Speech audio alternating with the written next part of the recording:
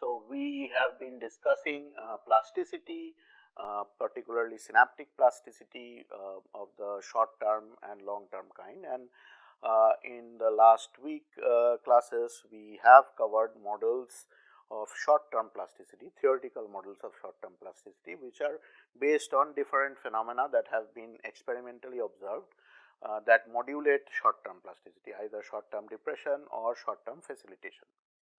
So, now we shift gears and move on to how to understand long term plasticity and how to model long term plasticity in neural models. So, if you recollect, we had introduced the idea of long term plasticity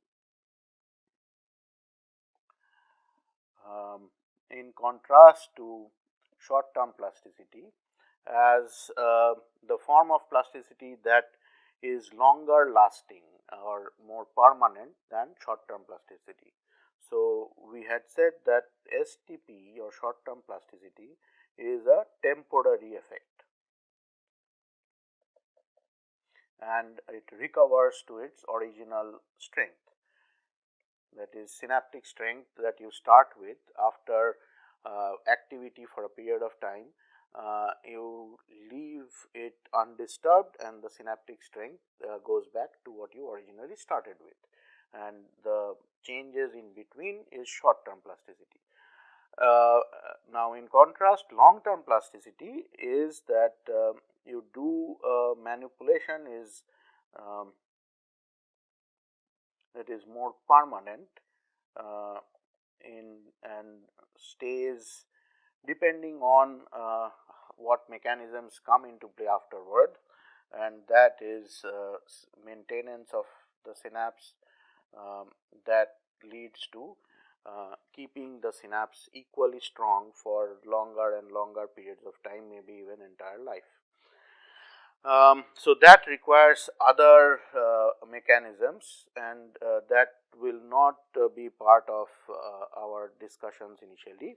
And so, we will be focusing on how the long term plasticity comes into play and how what are the ideas behind keeping it stable for hours. So, as we have discussed before, in long term plasticity, so given a presynaptic spike of two and we are patched onto two neurons that are connected through a chemical synapse, and this is the postsynaptic spike, we get, let us say, an EPSP with a particular amplitude. Now, in over time we can induce long term plasticity with certain manipulation, and then we again measured the synaptic strength with a presynaptic spike, and let us say with a increase in synaptic strength where this is the EPSP has increased in size, which is potentiation, and we let it stay and measure again, let it stay undisturbed and measure again, and we see that we are maintaining the synaptic strength. So, we measure again and we are still at the same synaptic strength. So, and this carries on for a period of hours, I mean couple of hours. I mean, it is difficult to record for very long periods of time being patched onto both neurons simultaneously that are connected to each other. So, people have looked into it into a couple of hours sometimes, and that is the direct observation of long term plasticity that we can see in terms of measuring directly EPSPs or EPSCs or IPSCs.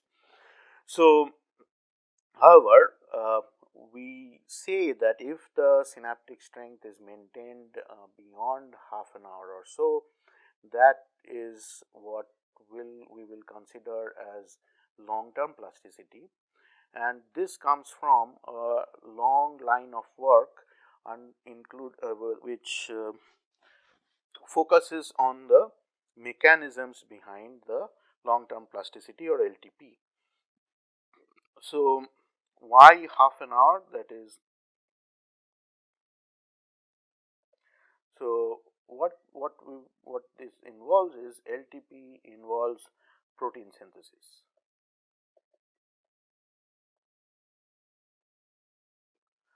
So, in order for protein synthesis to happen due to triggered which is triggered by some event in the synapse, with transcription, translation and so on, and finally having proteins that are leading to stronger synaptic strength, that requires at least 20 minutes to half an hour because of the processes that are involved.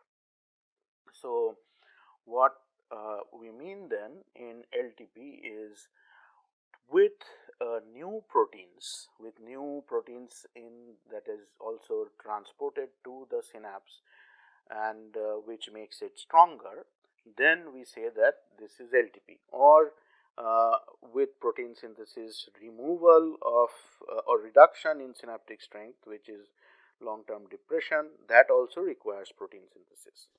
So, the what are the kind of proteins that we are talking about? So, these are, again we will talk about the postsynaptic side. Let us say this is the spine on the dendrite.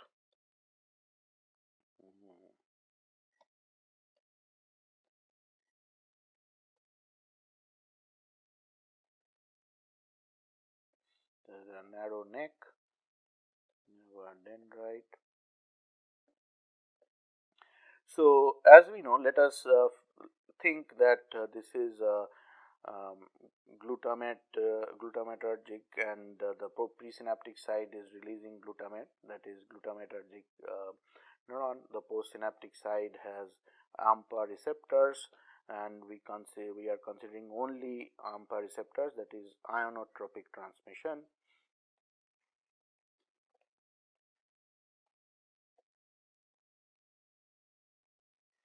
So, in this case, so we have these receptors here, and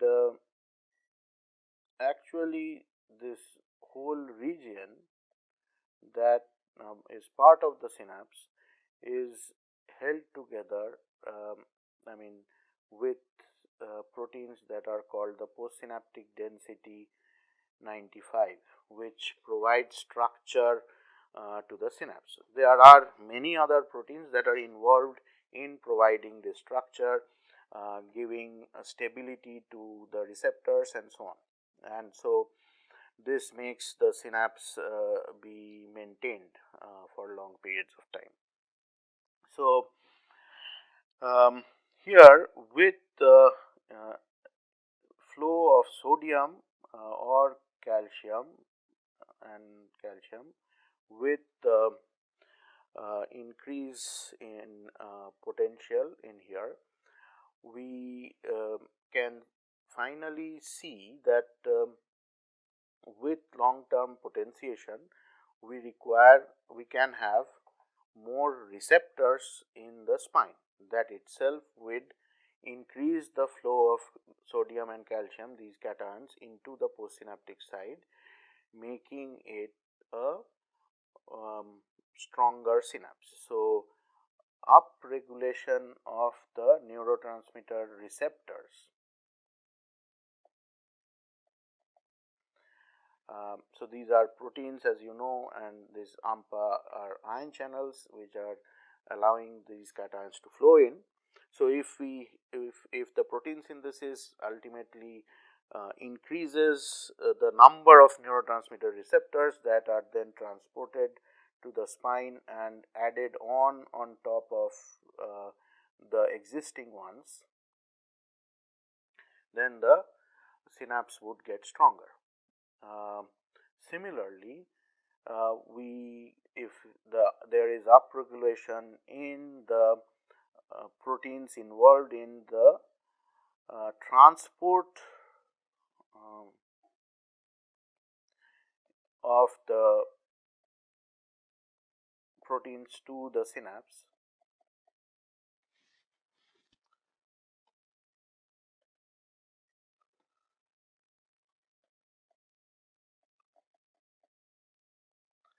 that also would increase the transport towards the synapse and lead to more neurotransmitter receptors and also other proteins in the postsynaptic site, which can be increase in the PSD95 or other linking proteins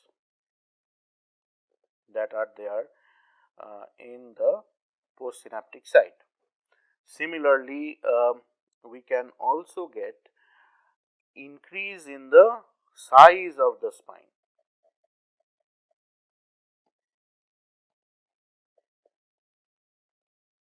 So, essentially, there may be free neurotransmitter receptors there that are not even placed into the spine because of lack of space within that region. So, we now know from quite a bit of work that the size of spine also matters immensely, because that essentially increases the allows an increase in the number of neurotransmitter receptors that it can hold and is proportional to the strength of the synapse. So, very recently, with a large body of work on spine size and synaptic size, it has been shown that actually synaptic strength is indeed very related to the size of the synapse.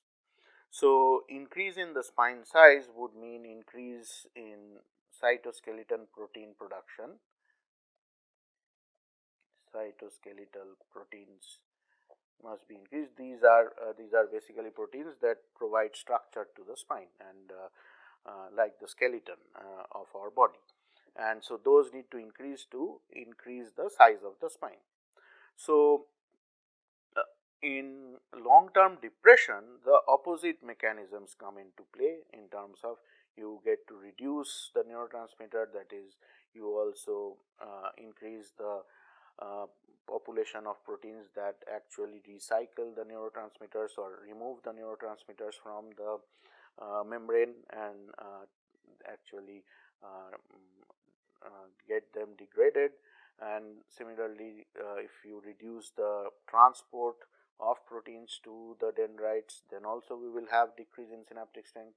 Decrease in size of the synapses would or the spine can lead to finally reduction in number of neurotransmitters there, and that can also lead to reduction in synaptic strength. So, uh, these are basically the ways in which the long term plasticity is occurs, and an important factor is then how is it triggered. So, we have said how long term plasticity happens in terms of mechanisms in the biology.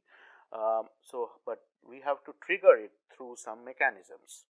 uh, the neuron must be told that okay, now you have to do you have to start synthesizing these proteins. So, in that sense, we know that actually calcium is the key player in terms of starting off LTP. So, we will be discussing the LTP, long term potentiation or long term depression, long term plasticity, so to speak, based on that are mediated by NMDA. So, NMDA is N-methyl D-aspartate, a kind of glutamate receptor, and this glutamate receptor allows is a cation channel, but it allows a high influx of calcium. So, if you think of postsynaptic spine again,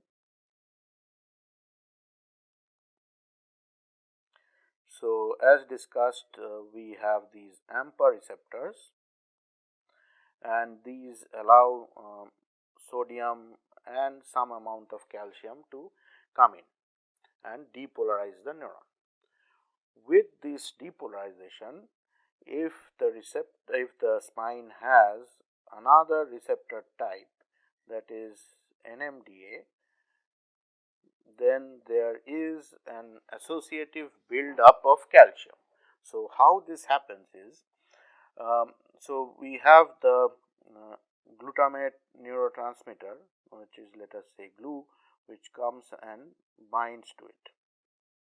That gates the AMPA receptors, allows sodium to come in into the spine, and that gradually increases the inside potential or depolarizes the depolarizes the spine. Now, NMDA receptors are special in the sense that they also have glutamate binding to it. They require glutamate to bind to it to gate them, but under normal circumstances their pore is blocked by magnesium ions.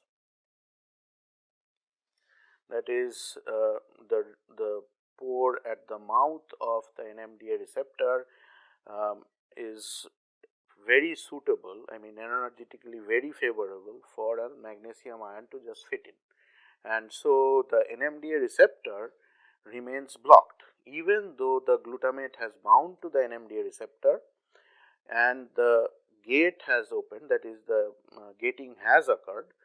It will not conduct unless the magnesium ion is thrown out. So, this magnesium ion to be thrown out requires sufficient depolarization to happen in the spine. That is, it has to be sufficiently positive inside so that it can repel the magnesium out. So, with depolarization,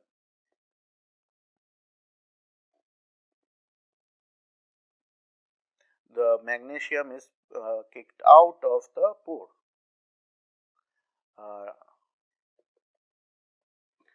And once the magnesium gets removed, then build up of calcium can happen in the spine, because NMDA receptors conduct calcium ions much more than any other kind of cation channels. And so, the calcium that comes in through the AMPA receptors are extremely small in amount compared to when NMDA channels open. So, that leads to this buildup of calcium, which is the trigger. The calcium then after the increase in level of calcium, there are a number of pathways that get activated, including phosphorylation, PKC, that protein kinase C and protein kinase A. A number of them are required, which ultimately goes and activates the transcription factor. So, that finally leads to protein synthesis, and this buildup of calcium thus can happen when we have very high activity in a very short period of time. That is, we have a large amount of flow of cations in the through the AMPA receptors, which depolarize the neurons, and additionally with the glutamate being bound to the NMDA and the magnesium being kicked out by the initial flow of the cations from the AMPA receptors, that leads to the calcium entry.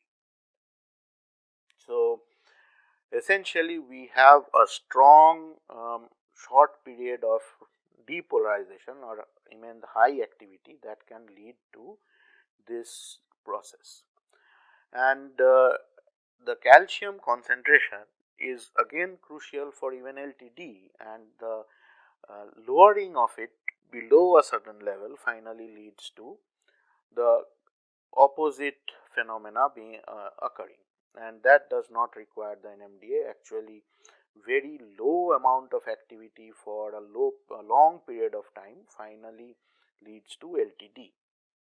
So, that brings us to the manipulation that we were talking about. Let us say we measured the presynaptic we produce a presynaptic spike, and this is the postsynaptic neurons measurement. We measured the EPSP, and this manipulation can be a high frequency stimulation. That is, we produce a huge number of spikes for a short period of time. That is, 100 hertz for a few seconds, and that finally leads to long term potentiation. In other words, if we measure it again, we get increase in synaptic strength.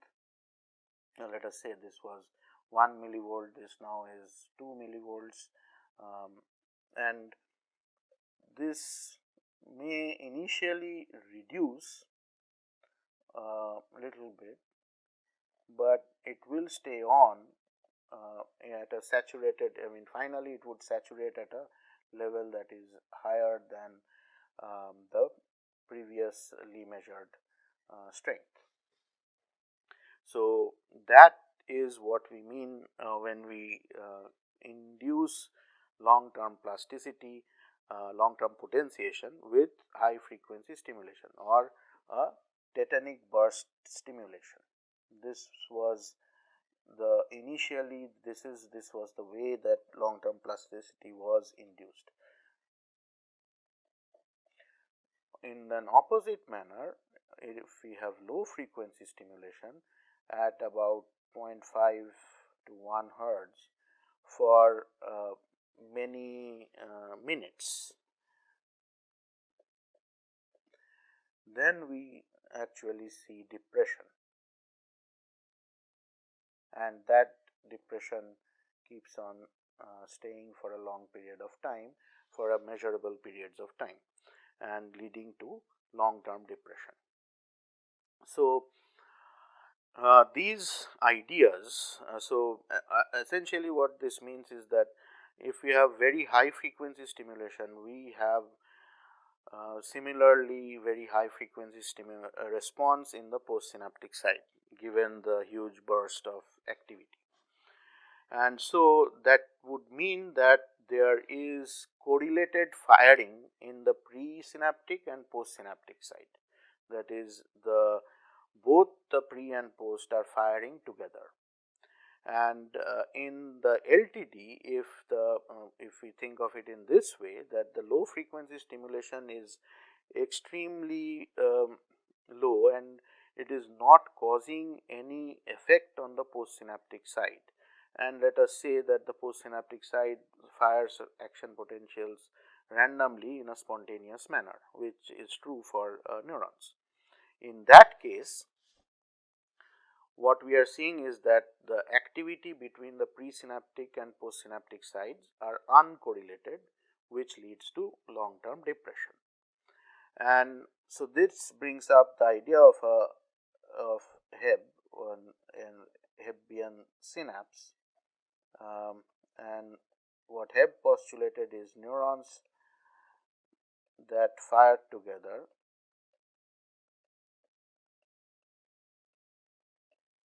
wired together.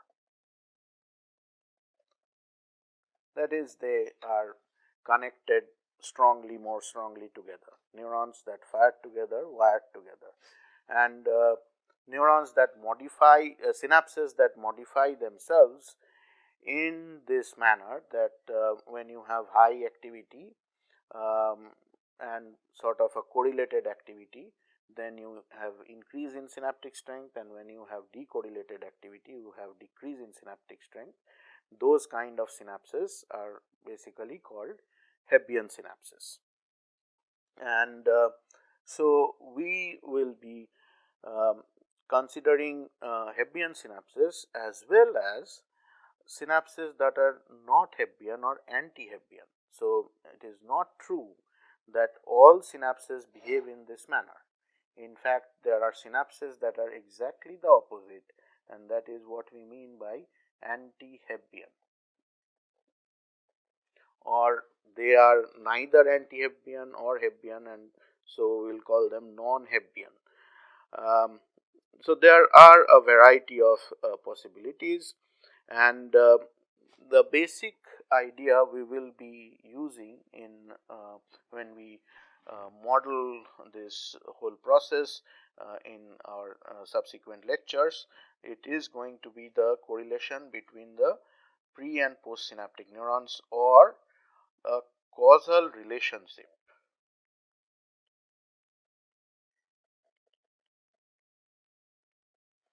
So if presynaptic spikes cause the postsynaptic neuron to fire, that will be taken as a increase in synaptic strength. So if this kind of thing happen for a long period of time, then we get strengthening of the synapse. And if the presynaptic spiking is not causing the postsynaptic spike, and rather the postsynaptic spike in fact is occurring just before the presynaptic spike, then it is totally acausal, and so that would lead to long term depression.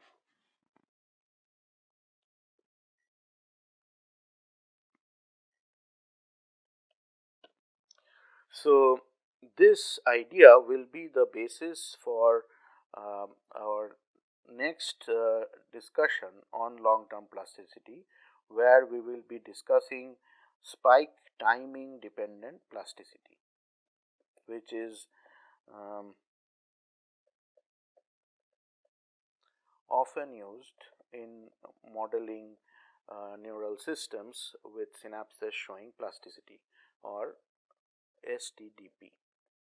So with this we come to the conclusion of today's discussion on long term plasticity, and we will continue in the next lecture with STDP, and then follow up with basically how to model long term plasticity in networks, or networks of neurons. Thank you.